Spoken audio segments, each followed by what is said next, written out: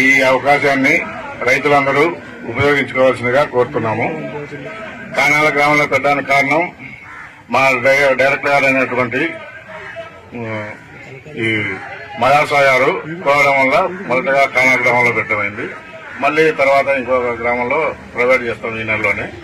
కాబట్టి రైతులందరూ ఈ అవకాశాన్ని ఉపయోగించుకొని ఈ పశువులకి ఇబ్బంది లేకుండా వ్యాక్సినేషన్ వేయించుకోవాలి. టాబ్లెట్ ఇంజక్షన్ చేయించిన 4 రోజులు చనిపోయింది, ₹1,00,000 బరగొట్టు.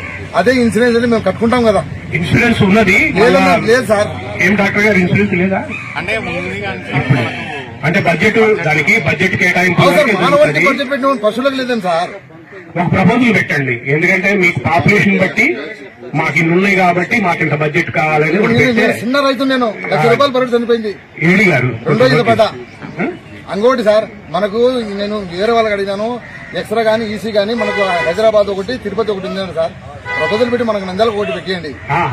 నంద్యాలకి ఇప్పుడు తప్పకుండా తెలియజేసినందుకు వారికి మరీ ముఖ్యంగా ధన్యవాదాలు తెలియజేసుకుంటా ఉన్నాను.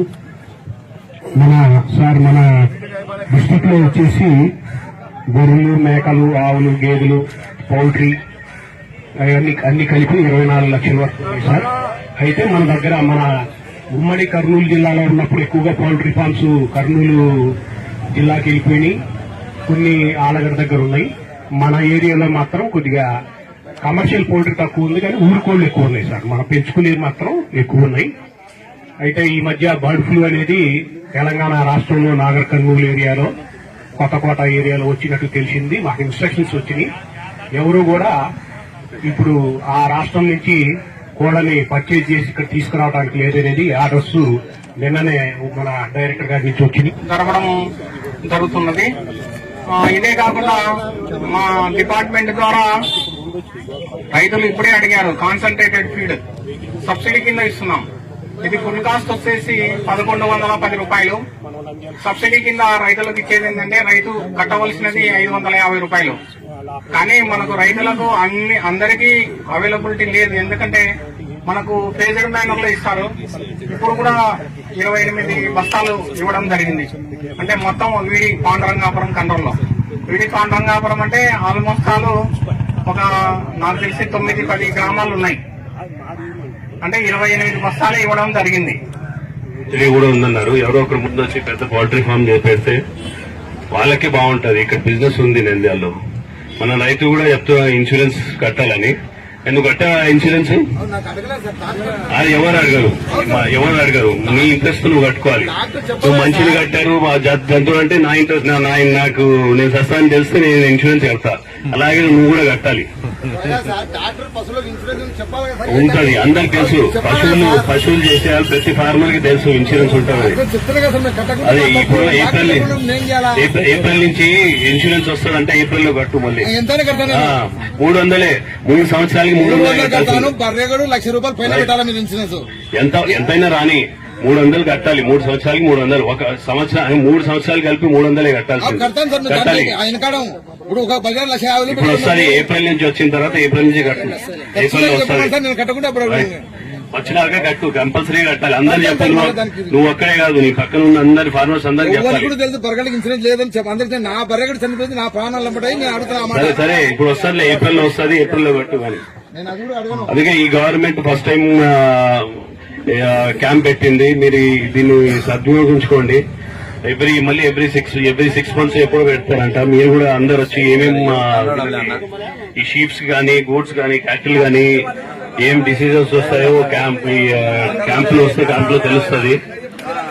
ప్లస్ ఇక్కడ కొత్త నంబర్కి కాల్ చేస్తే వాళ్ళు వచ్చి ఆ పశువుని పికప్ చేసుకొని దగ్గరలో ఉన్నటువంటి పశువుల ఆసుపత్రి తీసుకుపోయి ట్రీట్మెంట్ చేయించడం కూడా జరుగుతూ ఉంది. కాబట్టి ఈ అవకాశాన్ని కూడా రైతులు ఉపయోగించుకోవాల్సిందిగా కోరుతున్నాను.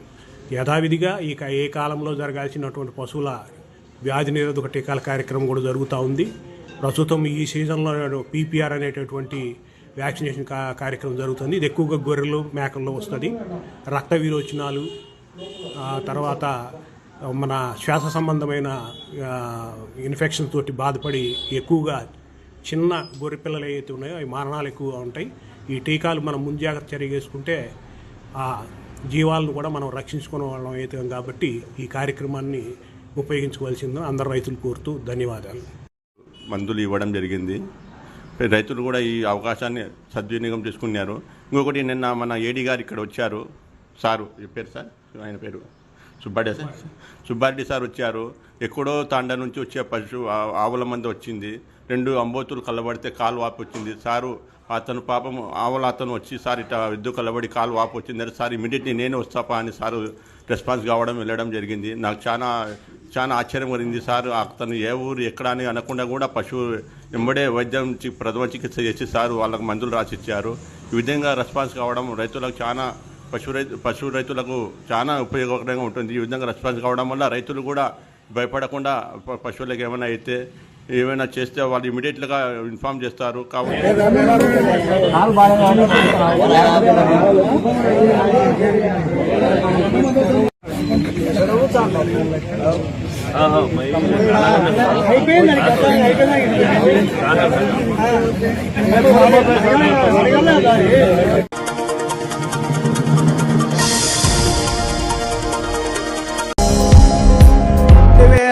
రెండులో బుగ్గన్న రాజనాథ్ రెడ్డి 4 ఎకరా ఆక్రమించుకున్నాడు. 2022లో కోర్టులో తీసుకొచ్చినాడు. ఫైన్ కోర్టులో స్టే తీసుకొచ్చి స్టే చేసిన ప్యాపులు ఎంఆర్ఓ గారు, ప్యాపులు సిఏ గారు, డోన్ ఆర్డీఓ గారు, కలెక్టర్ మేడము ఒక్కొక్కసారికి 6 మాటలు తిరిగినాం. కానీ నాకు స్పందించలే. కలెక్టర్ మేడం దగ్గరికి 6 మాటలు ఇచ్చి వచ్చిన అర్జులు. మేడంతో మాట్లాడుతున్నాను. సర్లే మేడం అన్నాము. ఆర్డీఓ సారికి 4 మాటలు ఇచ్చిన. ఎంఆర్ఓకు 32 సార్లు అర్జీలు ఇచ్చిన. స్పందించాల. ప్యాపిల్ ఎంఆర్ఓ అనుమతించి చేనులే పోతాం మేడం. 110 ఏళ్ళ చేను నేను ఏ ప్రకారంగా బుగ్గరాజానికి ఇచ్చి పెట్టాలా అని అడిగినాం. నువ్వు ఇస్తేనే కదా నీ కలెక్టర్ దగ్గర చేను ఇది అంటది ఎంఆర్ఓ. ఆర్డీఓ సార్కి వచ్చినాం. ఏ లేదు. కానీ భూమి 110 ఏళ్ళ భూమి పొద్దు 4.5 ఎకరా ఇడిచిపెట్టుకోవాలంటే నేను ఏ ప్రకారం ఇడిచిపెట్టుకోవాలా? ఎక్కడ తిరిగినా ఎస్ఐ చేనులో పోతే పట్టకొత్తాడు. ప్యాప్ల్ ఎస్ఐ చేనులో పోతే కేసు రాశాడు. నాది నా కొడుకు పెద్ద ఆయన ఏ కేసు రాయదా అన్నాడు. ఈ ప్రకారంగా వైఎస్ఆర్లకు ఇబ్బంది పెట్టి మా పొలం దెంకపోయి మమ్మల్ని ఇంట్లో రానికున్నా చేనులోకి రానికుంటే ఏం తిప్పలు పడాలి రైతుని. ఓకే తమ్ముడు, నీ పేరేంటి? రామచంద్ర, పోలెం రామచంద్ర, పోదొడ్డి గ్రామం, ప్యాపిల్ మండలం, డోన్ తాలూకా, నంద్యాల జిల్లా. నువ్వు తిరిగి అలసిపోయావు. చాలా నువ్వు పర్ఫెక్ట్ గా ఉన్నావు. ఇప్పుడు ఆర్డీఓలు ఇక్కడ ఏ ఆర్డీఓ ఇది? ప్యాపిలి డోనే కదా? RDO Dhone RDO come here. Hello. ఇప్పుడు ఆయన అన్నిసార్లు తిరిగాడు. ఏంటి, వాట్ ఈజ్ యువర్ ఇన్ఫర్మేషన్? రేపు రాబోయే రోజుల్లో ఇవన్నీ కూడా ఎవరు తప్పు చేసినా నేను గ్రామ పంచాయతీల్లోనే పెడతా, ప్రజల్లోనే పెట్టి ఆ సమస్యను పరిష్కారం చేస్తా. వాళ్ళు ఎంత పెద్దోళ్ళైనా కావచ్చు. సార్ నమస్తే సార్. వీళ్ళు కంకర్ మిషన్ సార్, పక్కన అసైన్డ్ పట్టాలు ఉన్నాయి సార్. అది కావాలంటున్నారు సార్. అసైన్డ్ పట్టాలు ఉన్నాయి సార్. వీళ్ళు కంకర్ మిషన్ సార్. అసైన్మెంట్ పట్టా ఈందా ఏరే వాళ్ళది సార్. ఏరే వాళ్ళది సార్ అసైన్డ్ పట్టాలు. ఆయన చెప్పేది నువ్వు మళ్ళా జాగ్రత్తగా నీకు తెలియకపోతే స్టడీ చేసుకో సార్. మంచిది సార్. మళ్ళా నువ్వు స్టడీ చేసుకోకుండా సార్ నేను డెప్త్కి వెళ్తాను. సరే సార్, మంచిది సార్. నేను డెప్త్కి వెళ్ళిన తర్వాత తప్పుంటే మాత్రం నీకు చాలా ప్రమాదంలో పడతాను. నా దగ్గర చెప్తాను, గుర్తుపెట్టుకో సార్. మంచిది సార్, మంచిది సార్. నువ్వు స్టడీ చేసావా? యూ డూ వన్ థింగ్, నేను ఇస్తాను. స్టడీ చేసి మినిస్టర్ పంపించండి. నువ్వు కరెక్ట్ గా రికార్డ్స్ అన్ని స్టడీ చేయి. అతనికి గాని ఏ మాత్రం డాక్యుమెంట్ ఉంది? ఎవరి పేరుతో ఉంది? ఇప్పుడు ఎవరి పేరుతో ఉంది అది? పోలెం రామాదేవి. ఎవరు ఆవిడ? భార్య. కాదు నువ్వు. సరే, ఇప్పుడు వాళ్ళకి ఎవరికి ఇచ్చాడు అతను? బుగ్గన రాజన్న అనుచరులకు ఇచ్చినాడు. వాళ్ళ అనుచరులకు ఇచ్చాడు. కేసు కానీ ఇచ్చిన 4 మాటలు కేసు తీసుకోలే. కేసు కానీ 4 మాటలు ఇచ్చిన నా చేనులోకి వచ్చి కొట్టేకొచ్చింటే కేసు కానీ తీసుకోలే. ప్యాపిల్ సీఏ గారు ఓకే, కేసు కూడా పెట్టాం. 4 మాటలు ఇలాంటి జరుగుంటే మాత్రం చాలా సీరియస్ గా ఉంటుంది. ఈడ భూములు వేరే వాళ్ళు ఆక్యుపై చేసుకుంటే మాత్రం నేను అందుకే ప్రత్యేకమైన చట్టం కూడా తీసుకొచ్చా. పీడీ యాక్ట్ కింద పెట్టి మళ్ళా బెయిల్ రాకుండా చేస్తా, శాశ్వతంగా జైల్లో ఉంటారు. And I'm very clear on that. Sir మంచిది సార్.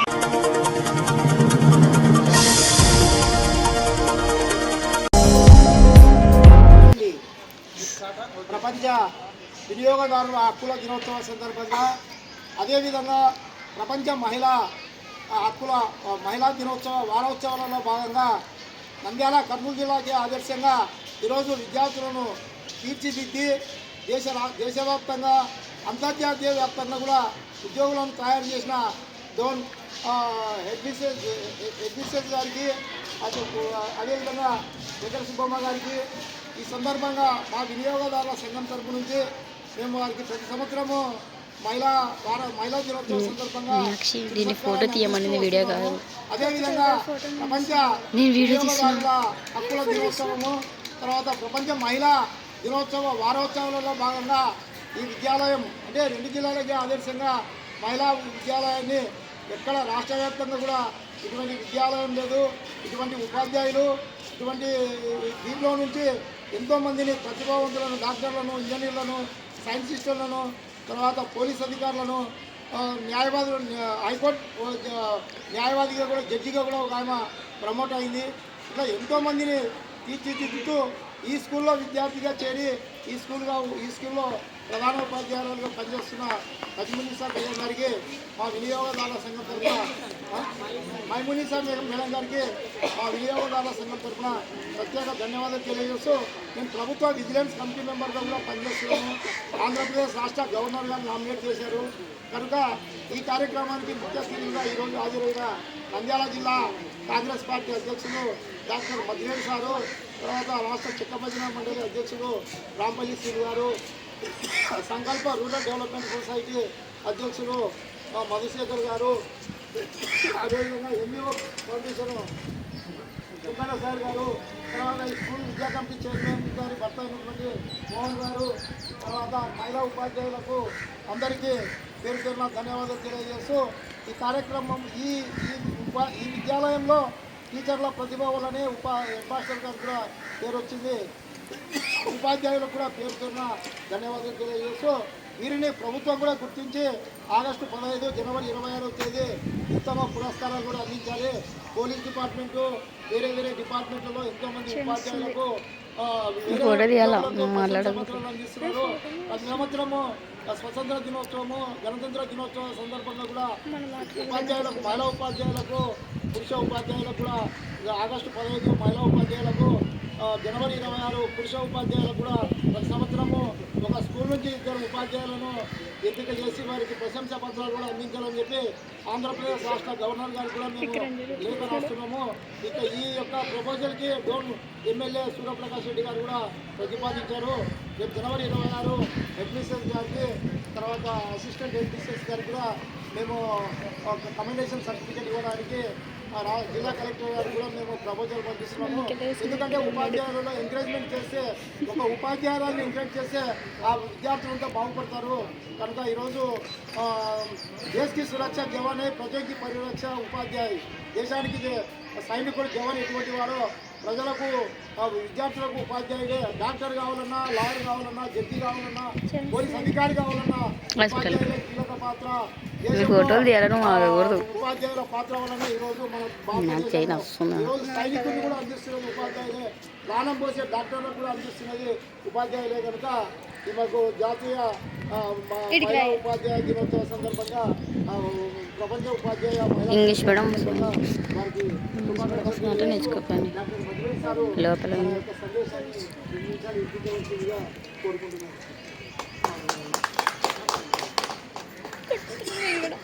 నమస్తే అందరికీ. నా పేరు డాక్టర్ జార్లపాటి పద్మిరెడ్డి, అడ్వకేట్ కూడా. అందరు మేడం వాళ్ళు పోతున్నారు. ఇక్కడ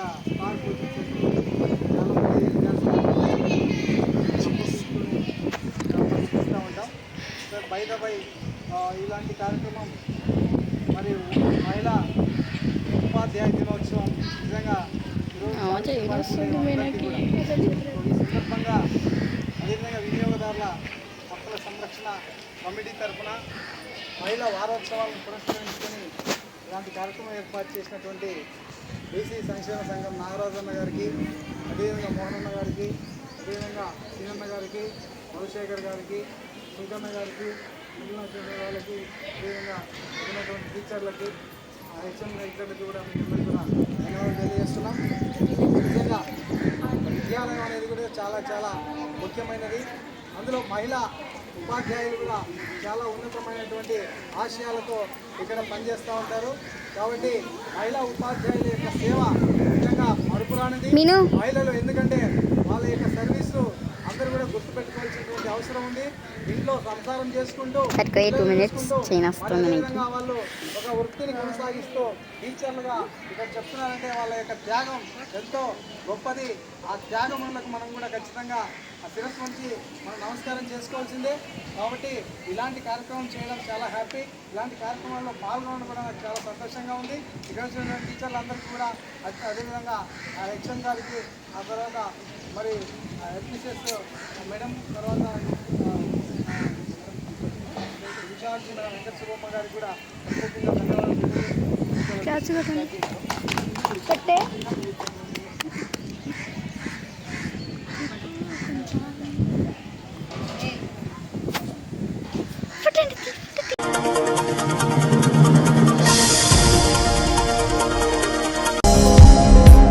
ధన్యవాదాలు.